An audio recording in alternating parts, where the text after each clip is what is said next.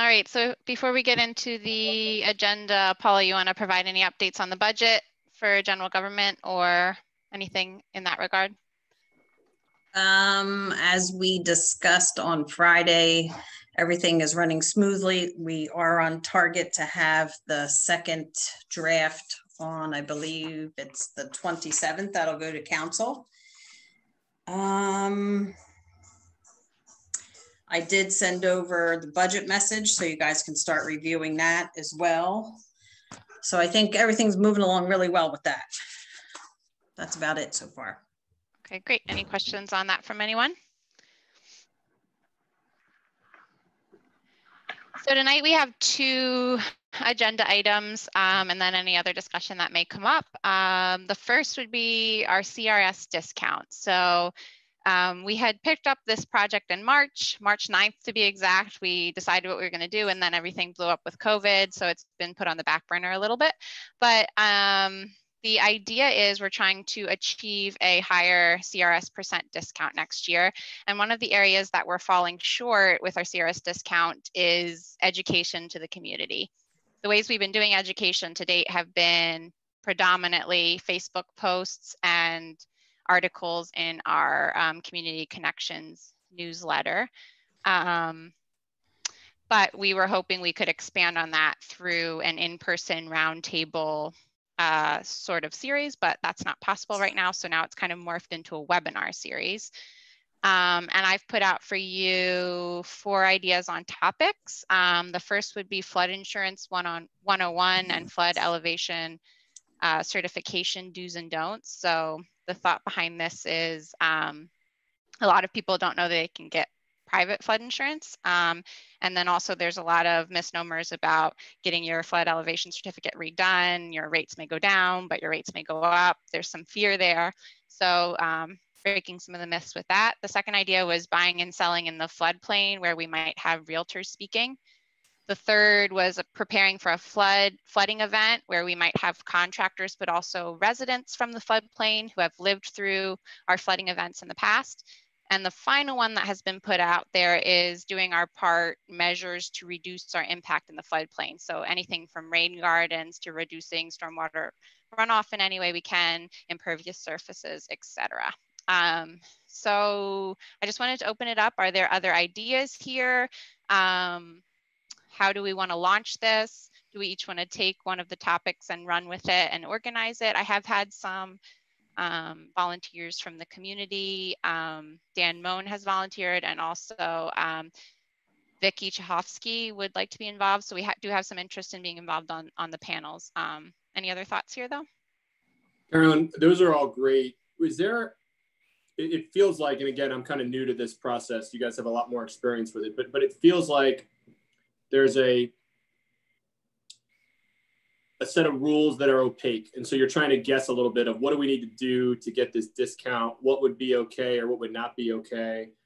Is there a scenario where I know this would be hard to do in person, but maybe if we're doing virtual anyway, we could have an expert who is really versed on, you know, this topic. Maybe it's even someone who works for the government. I don't know if like the state government would be willing to do that, but a chance for residents to get on and ask questions and have like a engagement with, you know, someone who is in that, I don't know, whatever it is, whatever that body or organization is within the state that's responsible for this.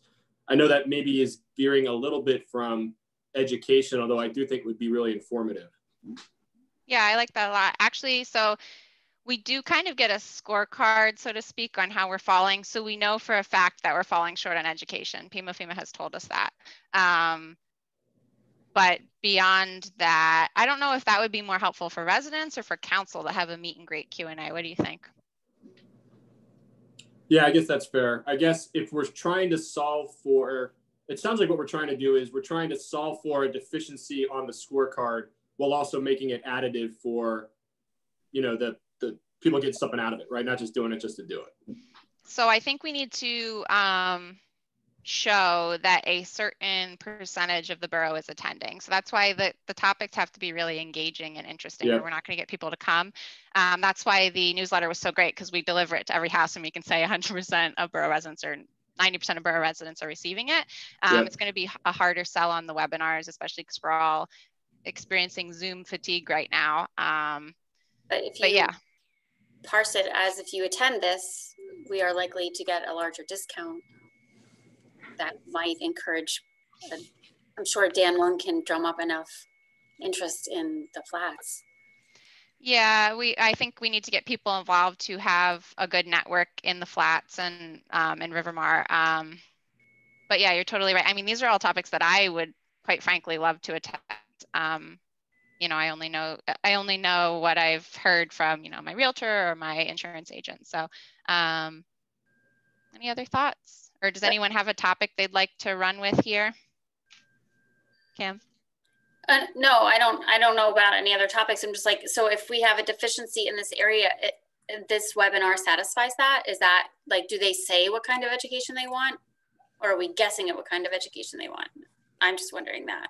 I mean, there's only so many options, written formats, in-person classes. Some other communities who have achieved 15% have done like in-person educational events. I don't think we're ever going to hit 15 just because we don't have the open space requirement for that. But we're hoping this will get us closer to that 10% threshold, which I think would be the best we're going to get in the borough. Okay. So realistically, you assume maybe we can get 7-8% discount total? 10 is probably the ceiling from what we've learned from our conversations. Okay, and do you know whether they set a criteria where right now 425, give or take, flood policies are in effect in the borough, but we have what, 1,200 houses? So we have a little less than half of our people who are interested or have an invested interest in this. How is that going to affect our rating? If we only have, you know, half of our residents have a concern with this. You mean in terms of participation in the educational activity? I'm not sure how that's calculated. I have to imagine that they would understand someone who doesn't have a flood policy is not going to sit for this webinar, but I will follow up on that question. It's a good one. It would just be nice if the evaluators took that into consideration. You don't happen to know, do you, Paula? No. I could try to get in touch with the CRS person that we've been speaking to as well and see what she says. But I think any kind of effort is going to be a plus for the borough. Yeah, I mean, this would be free. We're not going to pay any of the speakers. So Right. It's, you know, it's worth a shot. But yeah, let's, as we kind of formulate these ideas, let's come up with kind of a punch list of questions we have for our contact and send them all at once, maybe Okay. like 2 weeks from now. Matt, you look like you were going to say something? Well, is this an annual thing? Like once you start doing this, if you want to keep your 10% discount, you got to continue. Like how does it, I guess I'm not really familiar with the whole process. I think we're reassessed every 2 years. Is that right, Paula? Right. And we could get increased every year, but the time frame for evaluation is you have to get it in by May in order to get on the potential for an October increase. And then it'll be another couple months before the increase actually hits. It's a whole big process. It's a big waiting game. If you're 1 day late with something, they will not adjust anything for us. So it's something that like I said, it's a process. And Paul, what does CRS stand for? Just for my benefit. Community Rating System. And that's administered by whom? FEMA, it's really the insurance end of it, really. There's a whole I don't know what to call it, like a rule book online that you can download, Matt, that kind of prescribes how the percentages are calculated. That's a really good read. I highly recommend it if you're wanting to know more. Yeah, so Wes, I talked to him about this, and he suggested that we do it quarterly, so 1 a quarter, but then things got pushed back because of COVID. I didn't know it was May though, I thought it was March. So we could potentially spread these out over 3 quarters. So 1 this quarter and then the first 2 quarters of next year to, I don't know, I'm not knowledgeable on how that affects it, but I understood from Wes that if we can spread them out across the year, that's a better indication for some reason. Yeah. Any other questions on this?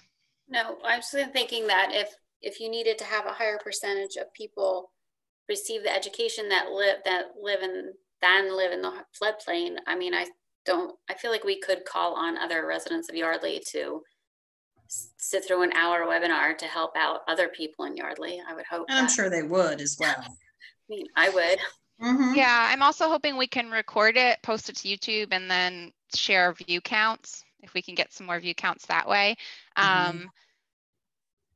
I think there'll be some interest in other communities, like Lower Makefield has very similar flooding issues as we do. I reached out to them to see if they wanted to be part in planning, and I didn't get a response. So I don't think we're going to find that, but perhaps FEMA might be interested if we're getting some other floodplain residents outside the borough to watch as well. I'm just not sure. Is there a way to get that scorecard out to the public so that they can start doing things on that scorecard? If that scorecard includes doing something with your gutters or adding rain barrels or whatever's on that scorecard, how do we know what that is so that we can start doing these things? So most of it is definitely on the borough's end procedural. This is one of the few parts that the residents can help impact the number. So canal and river and stream inspections, our flood response procedures and emergency plans, the annual water exercise that we do to simulate our response to a flooding event. So a lot of the things on there are not things that the residents can help with, but I think your point is good. I don't think we can expect residents to read a 10-page, 20-page document. So if we could condense it down into a cheat sheet for folks, maybe a one-pager on these are the measures, and maybe then they can help petition, our local governments, not only at the borough level, but up higher on helping us achieve a higher number. Because it's a federal policy. So we definitely could use some letter writing campaigns. Can they participate in any of these scorecard events when they do their exercises? Are they exercises with the public, or are they exercises within the structure of Yardley Borough only? I'm not sure. I don't think there's public participation, but it's another good question that I can follow up on. I guess, could that be considered part of our education? Yeah, I like that idea. Yeah, I would like to know what a monthly inspection of the canal entails. I don't know. Public participation as a form of education. Okay. So Matt, Kim, I'm going to ask for some sweat equity here. Would either one of you want to take the lead on one of these topics? I have already done some work on the first one, so I will take that.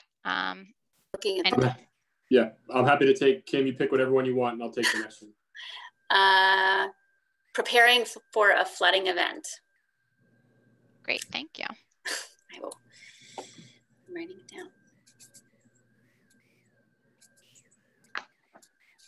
Do you have some realtor friends, Matt? Do you want to take the second one, and then I'll take the last one again? Can you just remind me what the second one is? I obviously buying and selling in the floodplain. So we were thinking maybe a realtor panel, and also potentially some contractors who might do some waterproofing work or something like that. And the dates for those, we might shift them a little bit because we can go up to May. So try to end in April. I had November for mine, Matt, December for yours, and Kim, January for yours.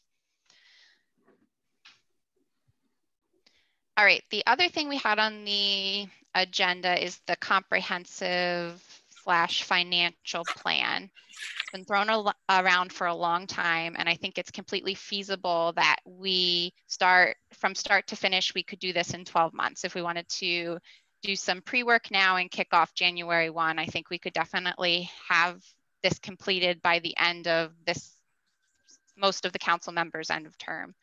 I think we need to decide what we're proposing to council though. So the comprehensive plan was redone in 2014 and did involve a financial component. I I think a lot of that still stands. It probably does need some updating, but not a complete overhaul.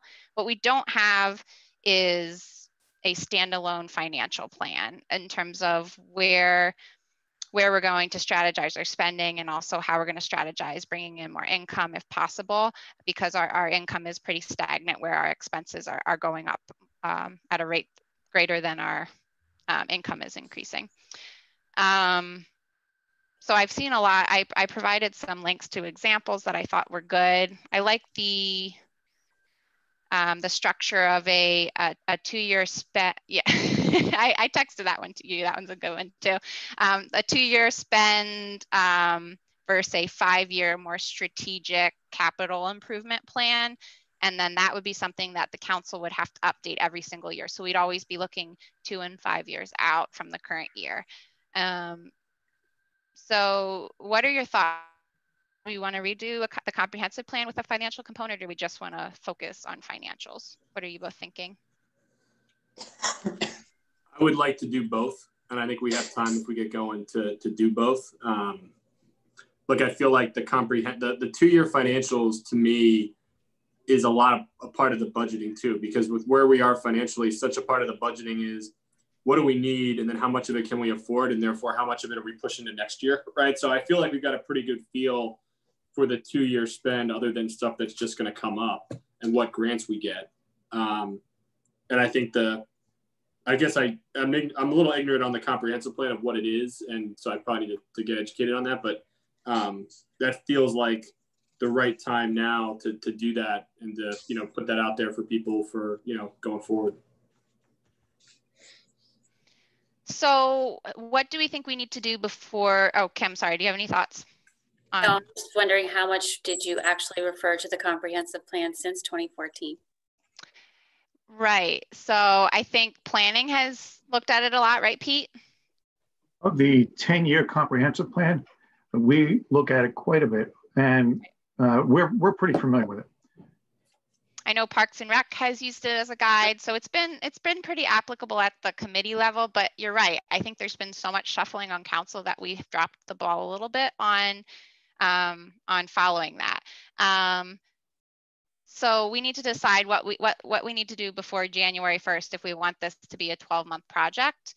One thing to do on the comprehensive plan, if we don't think it needs a complete rewrite, and your homework before our next general government meeting would be to read that, make notes. I think I can envision public comment, but also council comment as kind of a roundtable situation where we just have them propose updates to what we currently have. I don't think it needs to be a complete gut job, but I'll let you read and do homework before we make that decision. Are there any initial thoughts though? No, I think reading it's good. Just for clarity from my side, the 10-year comprehensive plan is what the Planning Commission works with. That does not include any financials at all. Now, if you're speaking about a 2-year financial plan or a 5-year financial plan, that is something the Planning Commission has not been exposed to. So there might be 2 different plans we're talking about here. Yeah, there was something passed, and I don't know what the verbiage was on it back in 2014 along with the comprehensive. I have the document somewhere here. I'll circulate that one as well. But I think the comprehensive plan also just indicates kind of, you can glean from it where capital improvement prioritization might be, which is going to be part of the financial plan. So I think that's more what I meant. Like it's showing us where our priorities should be in spending the big dollar amounts, not the little nitty gritty cents, but our big projects. So yeah, I think one of the big praises that the comprehensive plan got back in 2014 is it did have a lot of public input on it. So I think if we want to have that again, we need to start scheduling those meetings. And it's going to be a little bit of a difficulty getting everyone in the borough to participate on Zoom. I know, certain age groups and people who don't have access to technology are probably not going to feel like this is transparent and inclusive of them. So we'll have to brainstorm that a little bit. Any thoughts there? Is there any possibility of doing a hybrid? By doing a hybrid, we'd have one individual sitting in council chambers who may accommodate half a dozen residents while everybody else is on Zoom. Or if it turns out to be larger, you go to the community center. Community center with a few people, one person in council hall with a few, and we could definitely spread it out as long as everyone's on Zoom. It just gets a little challenging for the Zoom to pick up all the people in the room, I guess would be my, but it's probably doable. Right. Yeah, I was also wondering if we all had to be on the same meeting. Like, I love the idea of street captains. I mean, we're throwing around the idea of how to update our email list servers. If we could find one person who is willing to just go to everyone on their street and get an email address, that's the way to handle that, I think. But it's also for this, if we had a street captain for every street that wanted to meet with 5 people on their street and get their thoughts on the comprehensive plan, that could be a way to handle it too. And they would have to pass their notes on to council. Obviously, it's not an official record, so we would have to go back and confirm and have, you know, council meetings with the public, but it's an option as well. Can we then, if we had a lot of different ideas from people, could we make a sort of informal survey? Yeah, so in my research, it looked like people recommended, like the vast majority of people are not going to be willing to sit down for 2 hours or 5 hours. Some of these can go on and on and on if people are really passionate about a project they want money for. Doing a survey that's blasted out to everyone. I mean, that's a lot of data collection and all that, but. Yeah, one-on-ones with former council members, former government officials. That's another thing that people suggested doing. So we're not dropping the institutional knowledge. I mean, we have a very new council. We don't have a lot of that longevity. So going back and talking to people who came before us, and then also the in-person or Zoom meeting. So I think we need to do all of it. I'm just not sure if we want to do all of this data collection before January. I think it's going to take a long time to actually draft the document, and a lot of boroughs use an outside institution to do it, which obviously isn't going to happen for us. So I think we just need to give ourselves enough time to write the thing. Yep. Well, the comprehensive plan already does exist. Yep. I think it'd be a matter of tweaking it and updating it more so than anything else.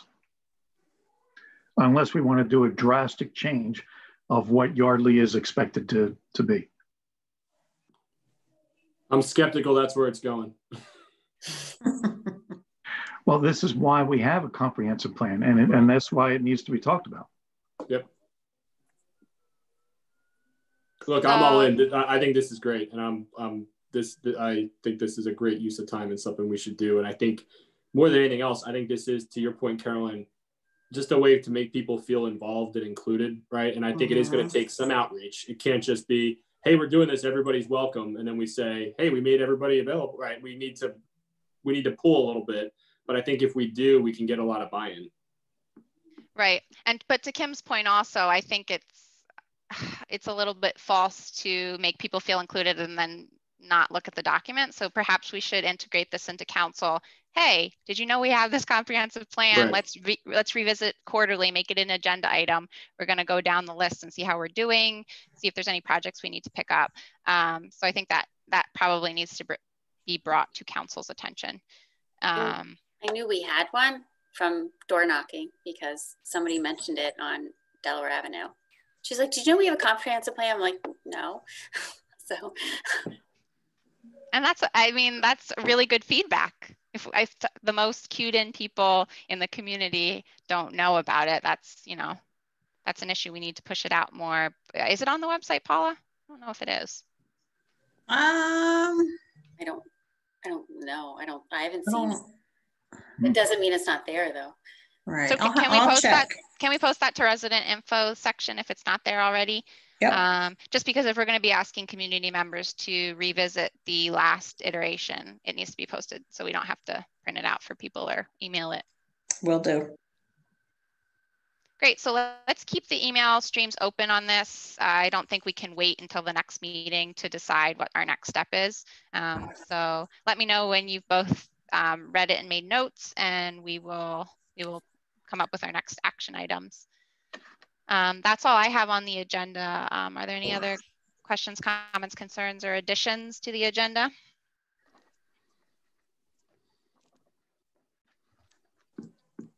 All right, well, I'll give you all a 5 minutes break to get a glass of water or whatever before the council meeting. All right, see you then. Thank you. Bye.